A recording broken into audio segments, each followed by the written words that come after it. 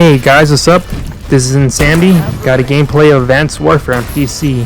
Just so you guys know, in case it wasn't evident from the videos I posted recently, I have not played Call of Duty for a long time now.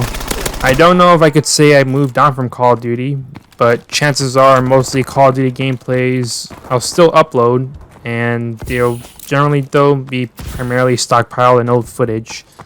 But I have successfully stayed away from Vanguard apart from playing the beta, and that seemed to be for the best. Now Modern Warfare Deuce, which I'll use to distinguish from the older Modern Warfare 2, that's up in the air.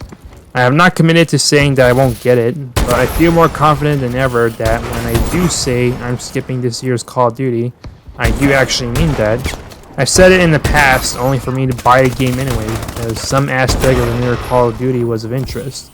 After Modern Warfare 2019 and Black Ops Cold War kind of burned me on the enjoyment factor, knowing Vanguard would be more the same just from the beta alone made my decision to skip it the easiest one ever made. I'm not cautiously optimistic for Modern Warfare Deuce, despite the regime changes behind Microsoft buying out Activision.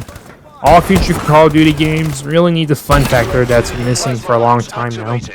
Anyway, I've rambled long enough to get to the actual point of this commentary, and that is my little movie review of Doctor Strange in the Multiverse of Madness, or Doctor Strange Mom, or Doctor Strange 2 for short. I had watched a cam recording of the movie initially, and then I rewatched the movie in proper HD quality on Disney+. In short, a 7 out of 10, and that did not change in my rewatch. I do not think it is equal to No Way Home, which I also gave a 7 out of 10, purely by not taking the fan service into account and judging it as an actual film. I think it's not as good as No Way Home, even if there are some aspects to Doctor Strange 2 that I do consider better than No Way Home. Doctor Strange 2 employs the talents of one Sam Raimi, the man behind the Tobey Maguire Spider-Man trilogy, but it draws more from his Evil Dead mind, and this results in a Doctor Strange film that is somewhat of a horror film itself. I like a lot of the visual storytelling that utilizes Sam Raimi's horror aspects, and it brings some camp to the film that may or may not affect your enjoyment, especially since the MCU generally tends to lampshade or snark on such stuff, while Sam Raimi tends to be sincere with it. Contrary to the title, this really is a Doctor Strange film that features Scarlet Witch as a villain, and the multiverse is simply a storytelling tool instead of a vehicle for fan service. The multiverse aspect is a bit underdeveloped, with only 2 alternate universes being visited, with the rest merely being teased, though a number of different Doctor Stranges do exist or are acknowledged on screen. The use of the multiverse is ultimately no different than the one on the Loki show, where its use of the multiverse focused on a bit of multiversal travel and several different versions of the main character, and the same really goes for Doctor Strange 2. Not surprising though, considering that the writer for Doctor Strange 2 is also the same as the writer for Loki.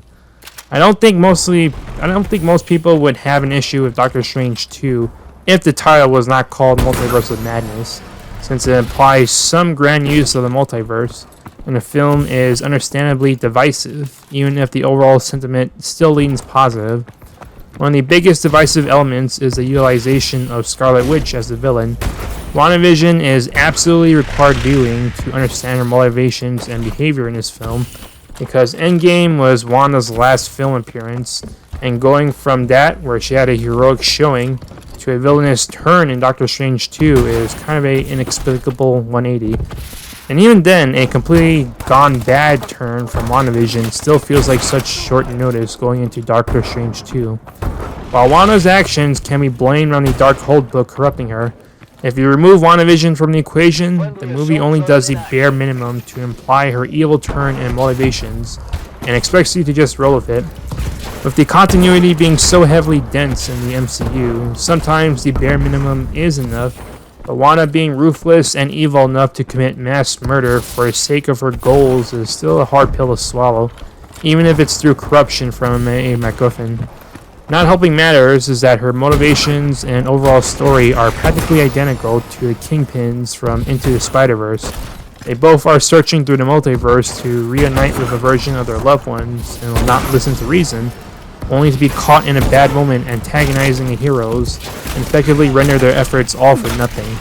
The only difference is the response afterwards, with Kingpin deciding that he'll destroy Miles for getting in his way, and Wanda deciding to destroy the Darkhold from every universe and pulling a sacrifice as redemption. Despite how memorable Wanda's role is, for reasons good and bad, I still felt like this was a Doctor Strange movie, and the multiverse was used as a means of examining different possible paths for Strange. One such path is him continuing with his cold pragmatism for the sake of the universe, just as we've seen with Endgame and No Way Home, where Strange opts to sacrifice Tony and return the villains to the universe without considering any other option, all for the greater good. Another path is him essentially being a Tony Stark and doing his version of the Ultron program gone wrong, where he goes behind the back of his super team to make use of something to deal with a potential threat before it happens, only to end up unintentionally causing something terrible instead.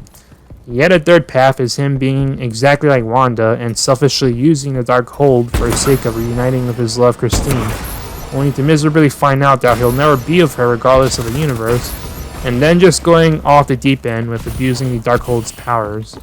Strange in this film grows as a character by abandoning his selfish, pragmatic look at the big picture and learning to put his faith in other people and encouraging them to make decisions, rather than Strange making what he believes are the best decisions for them. Despite Strange probably being a more serious character than Tony, he ultimately isn't so different from Tony after all. But his divergence from Tony mainly comes from his cold pragmatism, as opposed to Tony's paranoia filling his decision making. But they both tend to look at the big picture and assume they know what's best for everyone. Doctor Strange 2 is where Doctor Strange finally completes his divergence from Tony and is willing to stop holding the knife, as Christine puts it. It is for this reason that I can look past the fact that the multiverse aspect is ultimately a lot smaller than expected, because it is used as a means of facilitating Strange's character growth, and while the potential for cameos and other sorts of fan service was certainly there, ultimately the film decided to remain focused, and that was probably all the better for it. I'm certain I rated Doctor Strange 1 higher than 2, but it's not that Doctor Strange 2 is a lesser movie than Doctor Strange 1. I do think 2 is the better movie, while simultaneously being a tougher watch than 1 due to more controversial decisions that were made. But I do hope that if Sam Raimi comes back, he gets to build a MCU movie from the ground up, whether it be Doctor Strange 3 or a movie with a completely different Marvel character. Doctor Strange's future hints at interdimensional instead of multiversal travel, and that's an acid trip certainly waiting to happen. But yep, so that's the gameplay and commentary. Hope you enjoyed it, and Insanity is out.